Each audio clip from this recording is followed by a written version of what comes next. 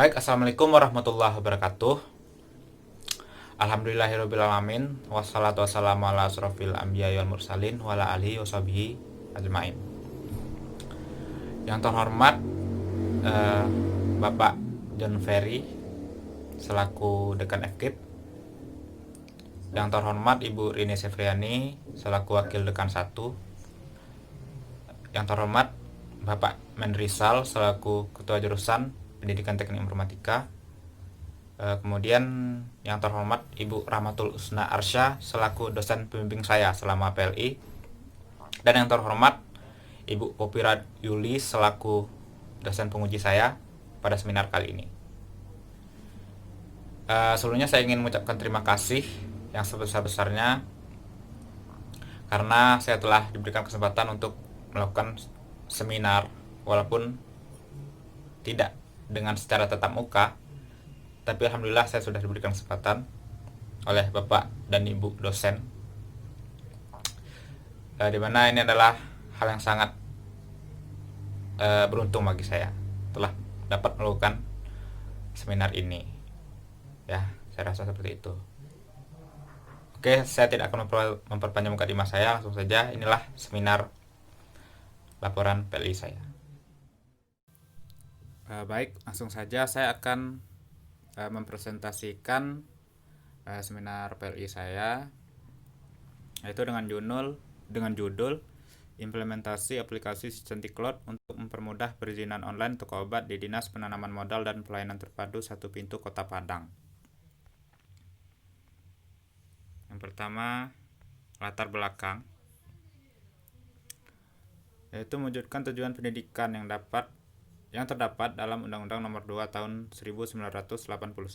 Maka FKIP UPI PTK Padang mewajibkan mahasiswa-mahasiswi untuk melaksanakan PLI.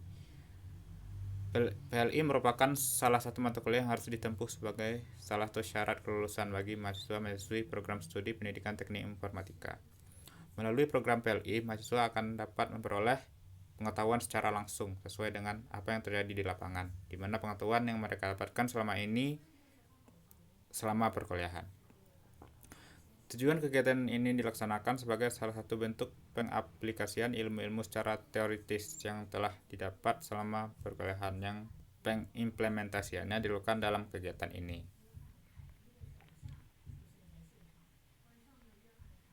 Kemudian ada 3 poin dari deskripsi perusahaan, yaitu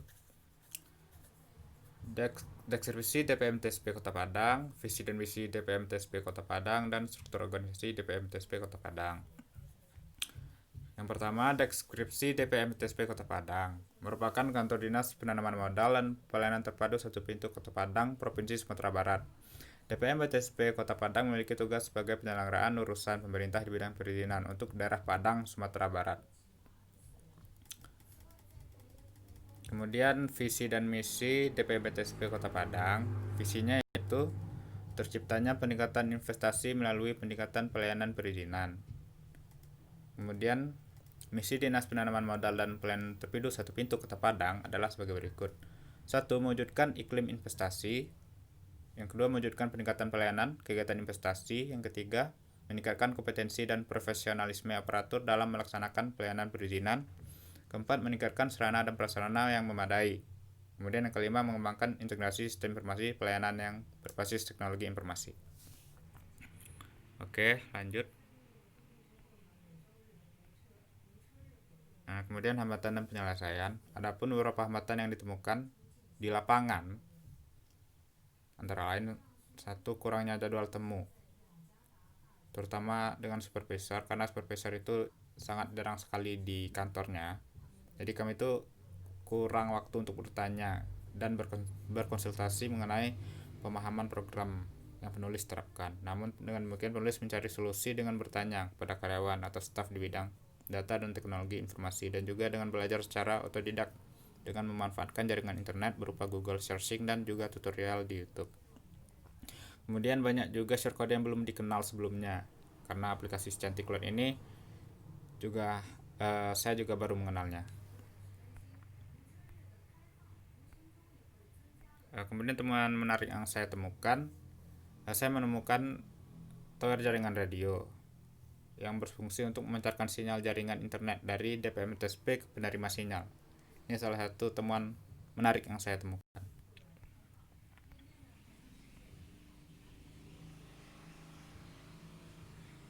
Kemudian latar belakang pemilihan topik.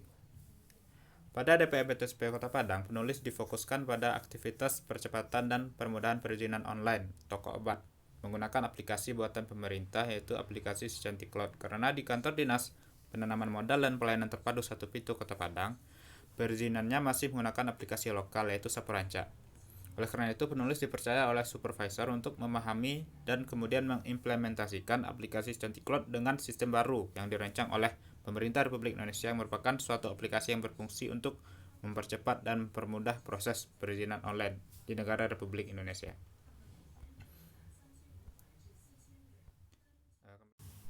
Kemudian kita masuk ke kajian teoritis, yaitu ada 2 poin yang saya tulis di sini, yaitu yang pertama tentang aplikasi, definisi aplikasi dan definisi aplikasi Si Cantik Cloud itu sendiri.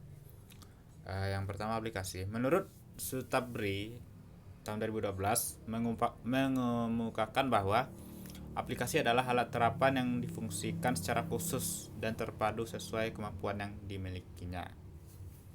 Pendapat lain menurut Asropuddin tahun 2013 mengatakan bahwa aplikasi adalah software yang dibuat oleh suatu perusahaan komputer untuk mengerjakan tugas-tugas tertentu, misalnya Microsoft Word dan Microsoft Excel atau lainnya. Nah, kemudian untuk pengertian Si Cantik Cloud, definisi Si Cantik Cloud ini sendiri, Si Cantik ini merupakan aplikasi cerdas layanan perizinan terintegrasi untuk publik berbasis sistem cloud yang dapat digunakan oleh instansi pemerintah secara gratis. Si Cantik sendiri merupakan aplikasi berbasis web yang terintegrasi dengan Online Single Submission atau OSS untuk perizinan berusaha maupun layanan lain yang dilaksanakan di Dinas Penanaman Modal dan Pelayanan Terpadu Satu Pintu atau DPMPTSP. Nah, keunggulan yang ditawarkan oleh Si Cantik adalah sebagai berikut. Yang pertama, Si Cantik ini mudah untuk digunakan atau user friendly, karena aplikasi ini sudah berbasis cloud, jadi sangat simpel sekali, jadi tidak perlu memerlukan database. Kemudian fleksibel dan dinamis, karena aplikasi Cantik Cloud dapat dikonfigurasi sesuai dengan SOP pelayanan perizinan maupun non perizinan di perizinan seluruh Indonesia. Kemudian tidak perlu menyediakan domain, server atau hosting. Kemudian infrastruktur dan keamanan lebih oke, menghilangkan tatap muka, mempercepat dan mempermudah proses perizinan, dan yang terakhir efisien, transparan dan akuntabel. Ya, saya rasa cukup itu definisi dari kedua poin ini.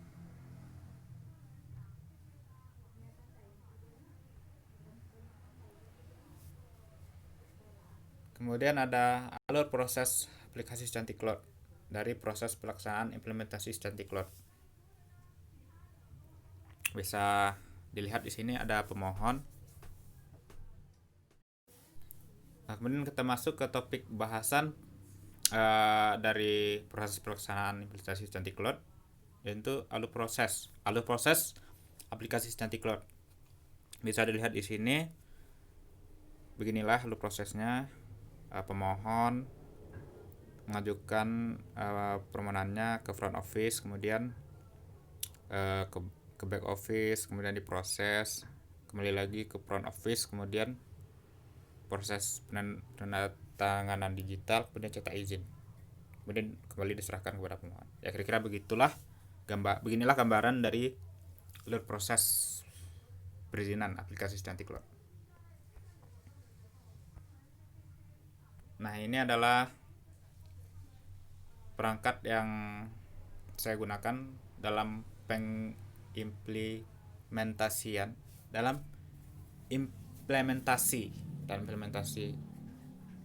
aplikasi ini. Yang pertama, perangkat keras yang saya gunakan adalah laptop, printer dan jaringan internet. Laptop sudah jelas fungsinya untuk mengakses aplikasi ini, punya perintah untuk mencetak hasil perizinan, dan jaringan internet untuk mengakses aplikasi karena menggunakan internet. Kemudian perangkat lunak yang saya gunakan adalah sistem operasi Windows 10, kemudian Microsoft Office Word, dan browser. Ya, lanjut.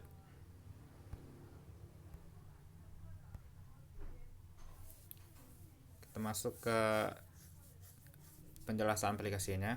Yang pertama, buka halaman login di browser dengan alamat seperti yang saya tulis di sini, yaitu https cantik ui.layanan.go.id. Maka tampilan awalnya adalah seperti ini. Kemudian kita akan masukkan password, masukkan ID dan password ya. Kemudian kita tekan login.